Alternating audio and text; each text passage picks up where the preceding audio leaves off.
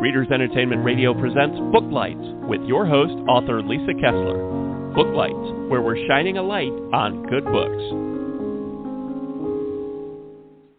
Why, hello, everyone. It's still birthday month for me, and I have a birthday treat because today we have on the amazing #1 New York Times best-selling author Christine Feehan and her son, who is a newly USA Today bestseller, Brian Feehan, are both here with us today.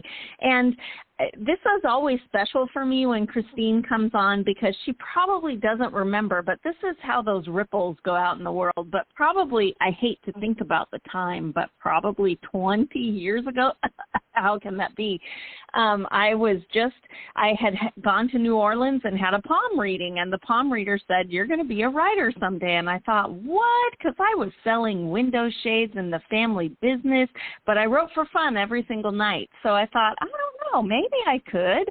So I wrote a short story that got published, and I had worked on a novel and suddenly had that done in 6 months. And I thought, I don't know, maybe I could. And my favorite writer was Christine Feehan. And back in that day, she had a Yahoo group. And you remember Yahoo groups, right? And I was in her Yahoo group, and I timidly sent her an email thinking she would never read it.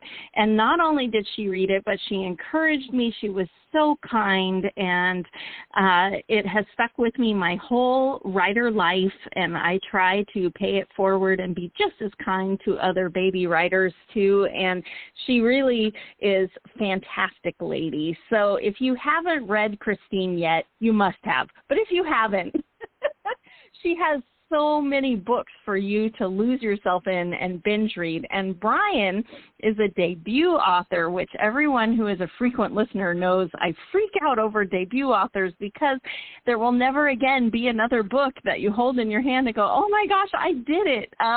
And I love that enthusiasm. So I was so excited when I found out that Brian and Christine could come on at the same time. So if you haven't read them yet, I'm going to read their bios here so you can get to know them, and then I'm going to shut up and let them talk. So Christine Feehan is a #1 New York Times best-selling author with 83 published works in 7 different series. Whoa! Dark series, Ghostwalker series, Leopard series, Drake Sisters series, Sea Haven series, Shadow series, and Torpedo Ink series. All 7 of her series have hit the #1 spot in the New York Times bestseller list. Judgment Road, the first book in her new series, Torpedo Ink, debuted at #1 on the New York Times bestseller list. And now she has a romantic suspense series that we're going to talk about today too. So I did put a link to her website right there on Blog Talk. You can click it anytime and go buy all those books. Oh my gosh, you're in for such a treat. And next up, Brian Feehan, who is her son, lives in his mind creating vibrant characters who tend to talk very loudly and far too often. When real life comes knocking, it's likely to be the love of his life, Michelle, or their son, Dylan. Together they live on the northern coast of California, which is quite different from any other part of California. Brian is fascinated by both the written word and learning new subjects. He's always up for a laugh, a game, or a drink with family and friends. He is also the son of #1 New York Times best-selling author Christine Feehan, who started his training to become an author before he was old enough to walk. I love that. And I did put a link to Brian's website as well, so go ahead and click that. I believe he has a newsletter, and he would love for you to sign up. And without any further delay, Christine and Brian, are you there? Yes, we are. We are. Thank you for having us, Lisa. And thank you so much. That was such kind words for you to say about me. And we do go back a very long way. And yes. The other thing that I wanted to say from our beginning, from 20-some-odd years ago, which we're going to pretend all those years didn't pass. Right, just yesterday. I honestly believe, and have hopefully taught my son the same thing, that all writers, all of us who are writing, no matter what stage we're in, whether it's beginning, not having been published, or even if we're not looking to be published, but we just love to write, we're all the same. I'm not better than someone else. That's why I really feel that we need to help each other, and we need to reach out to one another. When I first started in this business, knew nothing, absolutely nothing. I didn't even know about RWA, and I was lucky enough to have Jane Ann Krentz reach out to me. She was amazing, and is. I mean, she's a kind, giving person. And there are so many authors in this world that are like that. And it doesn't matter how you're published, whether it's traditionally or not. If you are someone who loves the written word, I really believe that we all need to stick together and help each other. None of us can write Definitely enough books for all readers, and we certainly don't write for everybody. I mean, my books aren't going to satisfy every single reader, and because I don't write in every genre. So I obviously read tons. So I read a lot of authors, and I look for new authors in a lot of independents, a lot of different people, a lot of debut authors. And I hope that other authors out there and new authors feel as if they're going to be accepted and read, because everybody's Yes. looking for fresh voices. Don't be discouraged is what I'm trying to say. Yeah. Yes, and go ahead. Go ahead, Brian. We're going to be too You polite and first. have that awkward 10-second pause. Right? We Right. can't do that now. No. It's interesting. Obviously, I have the great fortune to be Christine's son. And, what she just said, it's interesting how much she truly believes that and how true her words are, because they're reflected in all the other authors, just like yourself, Lisa, and so many others. There are some communities where they're naturally opposed towards one another. You look at Formula One racing. Everybody starts out friendly in the beginning mostly, and by the end, there's some people that are just so antagonistic towards each other because it's a competition against each other. But there's other communities where, I always say you read a great book, and the next thing you want to do is go read another great book. And for a writer, you read a book that doesn't really work for you. The next thing you want to do as a writer is go write a book that does work for you. It's always about, it naturally supports one another. It's a symbiotic relationship, writers and writers and readers and readers and readers and writers. It all works together perfectly. And I agree. See. Yeah, and I always, as a writer, it takes weeks and weeks and weeks to get this book done, and as a reader, it takes a few hours to finish reading it. So really, we're not in competition with each other. We're all trying to feed everyone's appetite for a book. So I love recommending other authors and welcoming fresh voices. It's not a competition. We could never keep up with reader appetites. There's no possible way. There's no way. I mean, I literally will have just had a book out, and within 2 hours I start getting mail, when's the next one, when's the next one? And I'm like, okay, here's a whole list of books from other people. But, Mom, that's because you write really great books. If you didn't write such great books, they would be turning on the television. Instead, they're like, let's go read another great book. Well, thank you.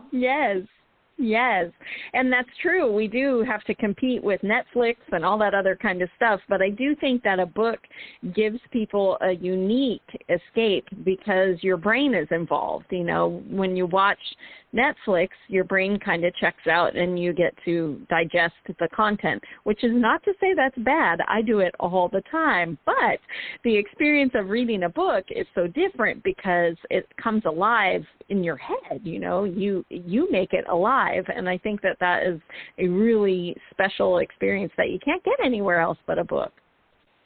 That's true, and it also really helps your brain stay working. I mean, reading does. I'm talking about, and that's a proven fact. Your brain, as you get older, keeping up with the words and all of the details, holding up the details and whatnot.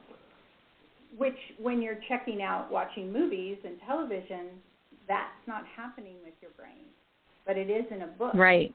You have to keep up with what everything means, and you have to have that imagination to put them all together. And so it does kind of stave off some of the Alzheimer's and other things that normally might happen to an older person. Yeah, just that time does to slow our brains down. Our Google ladies slow down as we get older. Well, and they're awesome. Like, here's also what I think is so amazing about books is, when you look at TV and movies, which I love. Obviously, I love TV and movies. I think we all do. And that's one form of storytelling, and that's great. But, when you write a book, when you read a book, when you have that chance to go that far into characters, it's not just what they say. And that's what happens in TV and movies is even they talk about the writers who write a script, it's mostly what they say, right? Mm-hmm. But in a book, right. it goes so much deeper. And that's real life. Yes. Like, real life is deeper. And I think that's just one of the extraordinary sides of this medium on how to tell a story. I agree. Like and a fuller picture of the life experience of these characters. You really get in their skin because we can hear their thoughts when we read a book. That's true. You get to see the emotions. You can layer in all sorts of real issues that in a movie you have to pick certain things and you can only have those details, and that's it.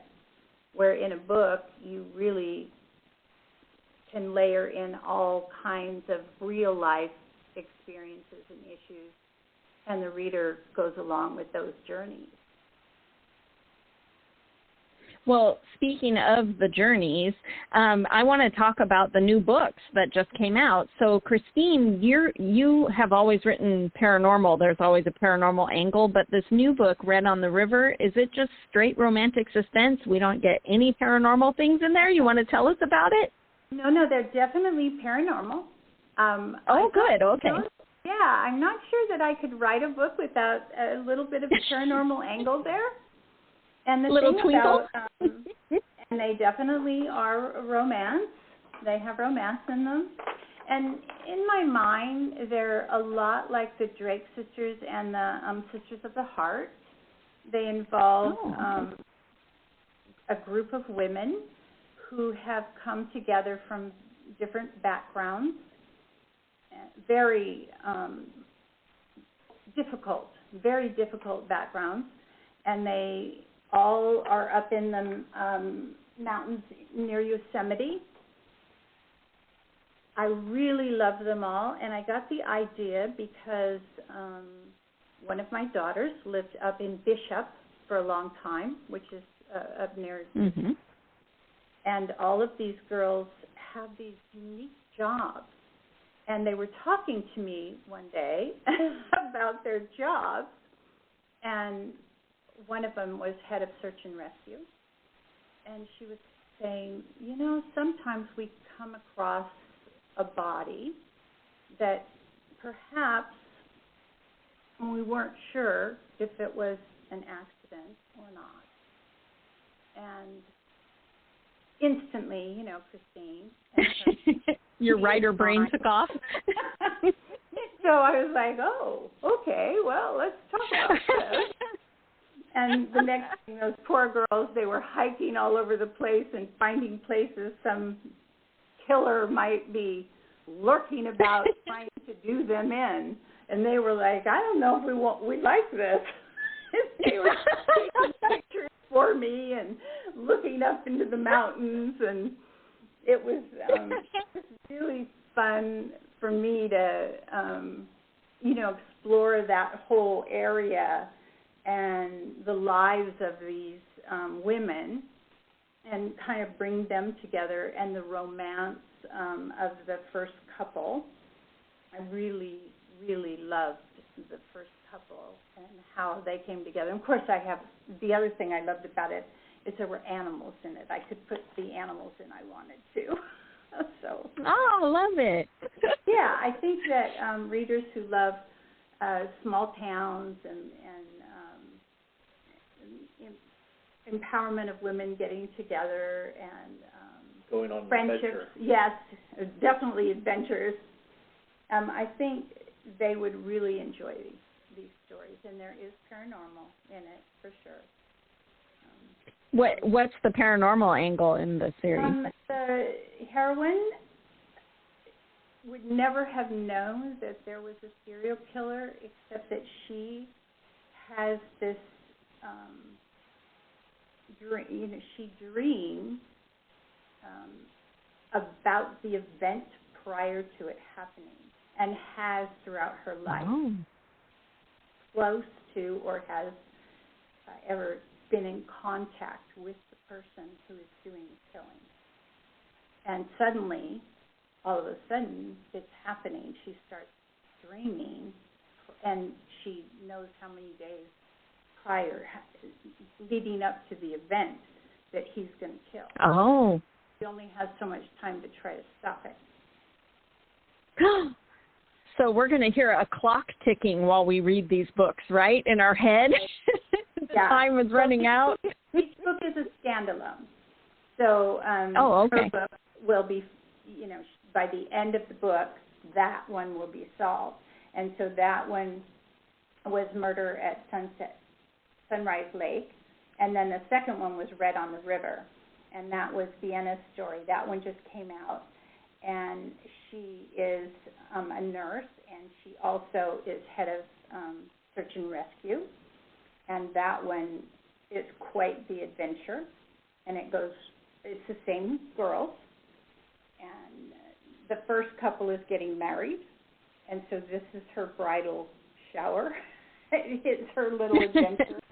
And the girls get in all kinds of trouble again. And it's a completely different, it's not a serial killer, but somebody definitely is after trying to kill somebody, and they have to figure out who, why, and what's going on. And it's just one horrible thing after another that they have to deal with. And they're really good at it together. And I really, really loved writing them and doing all the research for them. Well, of course, not me. I make these poor girls go out there and face the serial killers. Make them hike the mountains. And so they're quite interesting and fun to do. But yes, they are paranormal. And in Red on the River, she also plays cards, so I had to learn about playing poker, which I figured out I wasn't very good at, and I had to learn about climbing. That was easier because my daughter does climbing, and I've heard about that all my life. So there were certain things that were easy and certain things that were really difficult. But it was all fun. And I think, again, anybody who really enjoys romance and who enjoys, that camaraderie of women and the empowerment of women, I think they would really, really enjoy these books. Oh, everyone needs to go out and get it. And because they're standalones, you can start with Red on the River. They don't have to go back and start at the first one? You don't have to get the first one, no. But I okay. think they enjoy both of them. But yes. Yes. Yes. As authors, we always hope that you'll jump in on that new book, but go back and read all the others, too. Well, fortunately, there's just 2 in this one, so it's not a... There's not 22? No, there's not 22. Not like going... Yeah. Not like going back to the first Dark Carpathian book. No. Well, Brian, do you want to tell us about your book, Harmony of Fire? Yours is urban fantasy, right? We're going to have the same hero and heroine through all the books? Yeah, we're going to have the same. It's a paranormal romance urban fantasy. And, okay. Oh, my gosh. I don't like talking about my book at all. I know it's a weird thing, but I'm always like, well, there's the cover. You should go take a look at the cover. No, I got into paranormal romance because I love the genre. I love the genre. I've loved it all my life. I don't think it's a surprise. You know, the idea of just taking this world and changing a few small elements. And, you know, people will ask me out there, they'll ask me, well, what is paranormal, those that haven't read it yet? And it's like, well, honestly, you've already sort of experienced this in most of the TV movies or books you've read. Yes. Really just ghosts are paranormal, you know. Any kind of magic, witches are paranormal. Anything that's just slightly outside of the normal realm is paranormal. And so anyway, I wrote this story. Oh, man, it's actually kind of hard to talk about. So my heroine encounters my bad guy, my villain, at the age of 9 years old. Her name is Alice, and at 9 years old, my villain bonds her soul to his so that he might grow in power as she grows. But in doing that, he has the ability to take away some of her free will, actually all of her free will. And luckily, more by luck than anything else and the willingness of some good people, she actually gets separated from him and is whisked off away to train as a hunter. And what happens with Alice is she understands she can never go back home until she kills the bad guy. And so she trains, and that's her single-minded focus.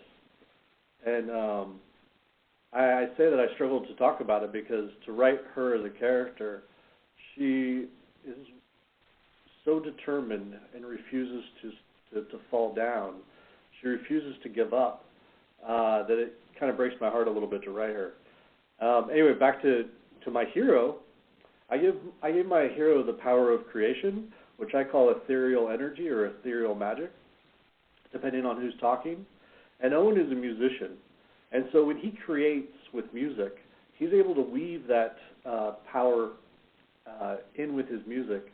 And that's when some pretty incredible things happen, is when he's actually up on stage creating and weaving that magic in.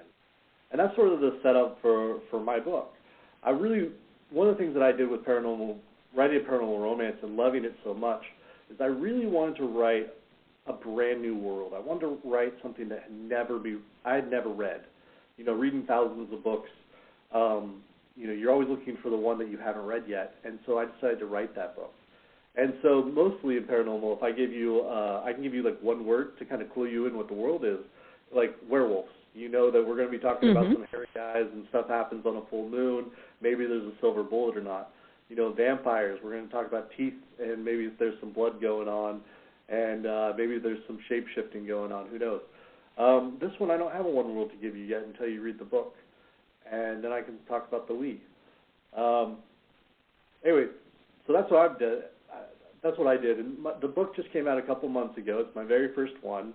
And it's been really heart-touching to see how much support that I've had from friends and families, teachers, people I went to school with, authors, readers I've met, you know, and obviously my mom too. She's been a huge supporter and fan of mine.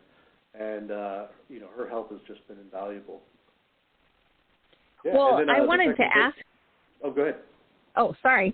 I was going to ask you because, like I said at the beginning, when I was talking to you at RT, you hadn't sold the book yet, and you were working in the critique group with your mom. And I was going to ask how she influenced your writing and how maybe you influenced hers if you guys were, you know, swapping critiques back and forth. How did that all work for you? Was it a little overpowering or was it empowering?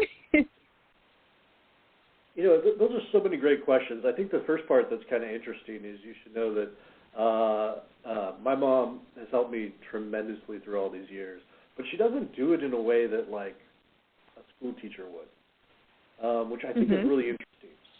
She did it as, if you want to be a writer, you need to go understand what you're doing, and then you got to figure out why you want to tell a story. Go do it. And, she would say, you want to take a master class on writing? Go read a book and then figure out how they did it. Nora Roberts, who is brilliant, every book she puts out is a master class on writing. Go study it. You can get it at the library. You can go get it at a used bookstore. It's there every single time. And so those were the kind of helpful hints that my mom always did. And then little by little, she would say,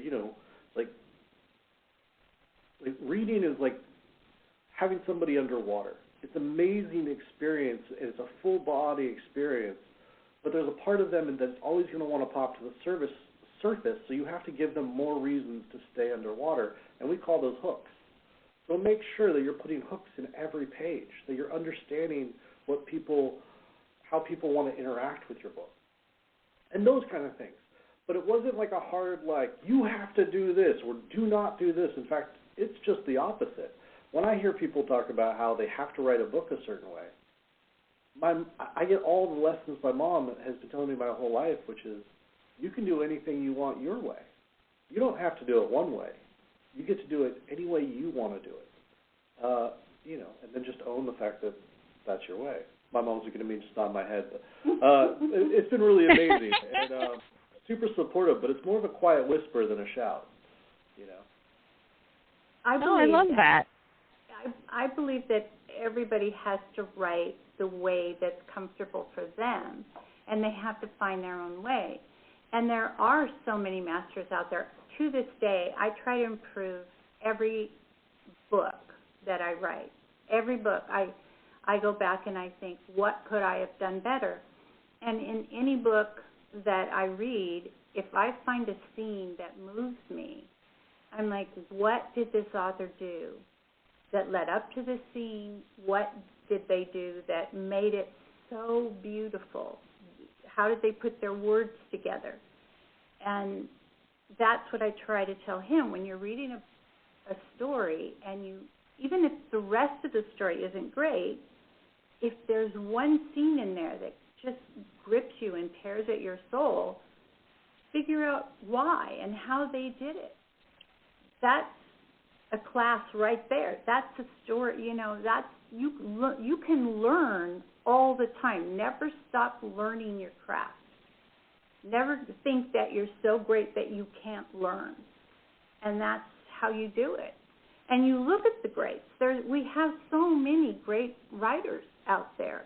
And you look at what they do, and you should learn from them.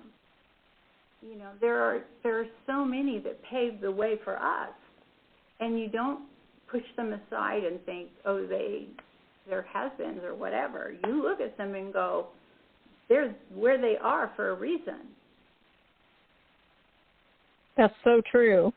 And I was going to ask you, too, because you have written so many books and you have, but the Dark Carpathians was like the first, wasn't it? And now it's up to, did you say book 22? So I wondered, when you started that series, what inspired you to start it? And then did the evolution of the series surprise you? Did you know it would be this long? I didn't really have an idea that it would be this long, no. I did feel that if I was the only one writing it and there were just so many couples, I think it is 33 at this point, and there's only 33 oh, wow. couples, then it's not, it's not too bulky, but I wanted them all to be different. And in a world that, you make up these rules and you have to stick with them. And if readers become comfortable with those rules, they suddenly start judging them by human standards rather than in that world. And you have to find ways to remind them that they're not humans and their rules are different from human rules. And that is a little more difficult. If you have new readers, then they're like, get that magic. But right. But if they're readers that are reading all the time, they're like, well, he's kind of being, he shouldn't have said that or he shouldn't have done that. Well, if they're an ancient Carpathian and they're finding the life mate, when they say those ritual binding words, they have to say them. They have no choice. And right. sometimes we'll forget that, right? So you have to find a way as a writer to make a reader feel that urgency that the male has, and that has to be my job to do that. Plus I have to find worthy villains for them, which isn't easy. They have so many great powers. Right. And I think too that now that I've written a few werewolf packs and I've completed series, but they're all in the same world, and when I go to write them, I feel like I'm sinking back into an old friend. Do you feel that way when you sink back into the Carpathians? You go write a ghost hunter and then these new books. Do you, when you sink back into a dark Carpathian, do you go, back with my friends? Oh yeah, absolutely I do. And I have, like for instance with Dark Whisper, I was so excited when I finally started that book. I had been waiting actually to write it for some time. It was very important to me to get back, into Dark Whisper. Because I had some loose ends that I knew I had been wanting to tie up, but I needed the exact setting for it, and I had this idea in mind for a very long time, and the story set in the forest in Russia, and so the heroine is actually a Lycan princess. And the Sacred Circle is a fanatical group who does not believe that Carpathians and Lycans should ever be together, because they're very powerful and the Carpathians are very powerful, and if you mix their blood, they become something completely different. And so that they're fearful of that power. And she is quite something. She's an amazing, amazing heroine, and I love that. She's one of my favorite types of heroines to write about. But the problem with having this heroine that is really, she's a demon hunter and somebody who you just don't cross her, and you have to have a hero that can keep up with that if you want them to be equal partners. And to do that, I mean, I don't know if you've read a lot of books where the heroine is very, very strong. You have to be very careful with your male to make him equally as strong, or he kind of falls behind. And me personally, it's a personal thing, I have problems with books that don't have an equal partnership. The two of them have to have some sort of equality in their partnership, or I don't enjoy the story. So writing their book was quite the challenge, but it was also fun because obviously Skylar and Dimitri were going to be in the book, which I love revisiting them. And Ivory and Razvan, who are a couple of my favorites. These are all past characters for those of you who don't read the Dark series, but they all have to do with wolves. And I love wolves. So it was quite really cool story for me to write, and I really, really enjoyed writing it. And there was a lot of action, a lot. I think the action started almost on page 1 and continued through the entire book. It was just fast action, crazy, and so fun for me to write. So I loved Dark Whisper. Oh, I can't wait. When does it come out? It comes out soon, right? Should we all go pre-order it? It does. It does come out very, very soon. I have to look at this. Dark Whisper comes out October 11th. And I believe actually that it's up right now at Mendocino Gallery. You can order it, a signed copy there at the gallery. Yeah, it's about gallery. Nice. Bookstore. It's the virtual signing, and if you order it there, I can sign it for you.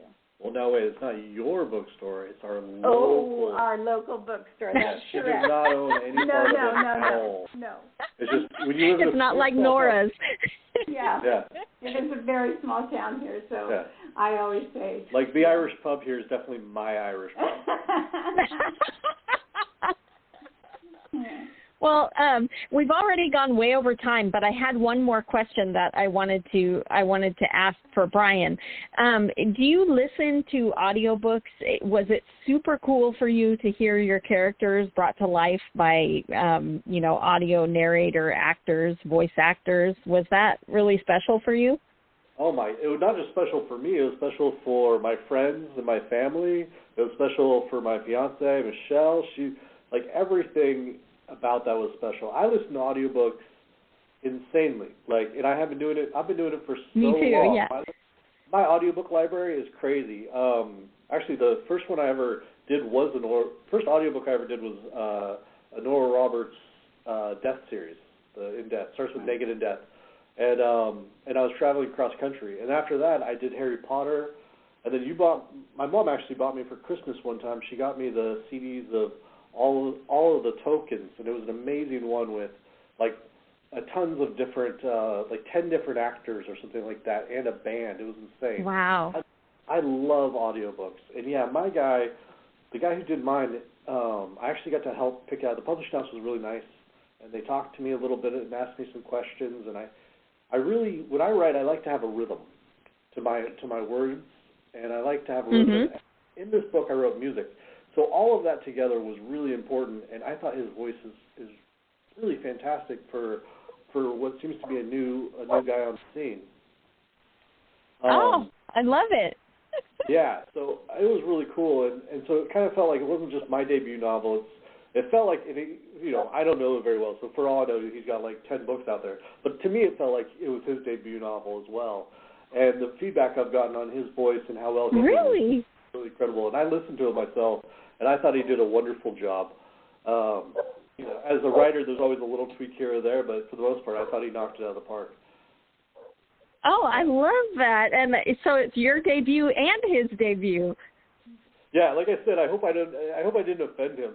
I haven't met him myself yet, but I thought he did a really amazing job. And yeah, I'm totally willing to take the credit, shared credit. Yeah. And by the way, Lisa, Brian has a second novel coming out in February, Harmony of Lies. Yeah, it comes out February 23rd. Thanks, Mom. Well, I couldn't help it. Aww. So I actually we got all to read need that one before it came out. He hid the first one from me, and but this really, one, yeah, he didn't want my help. He wanted to publish on his own, and he wouldn't let me read the first one. He was kind of. I had to trick one of my friends into giving me the book.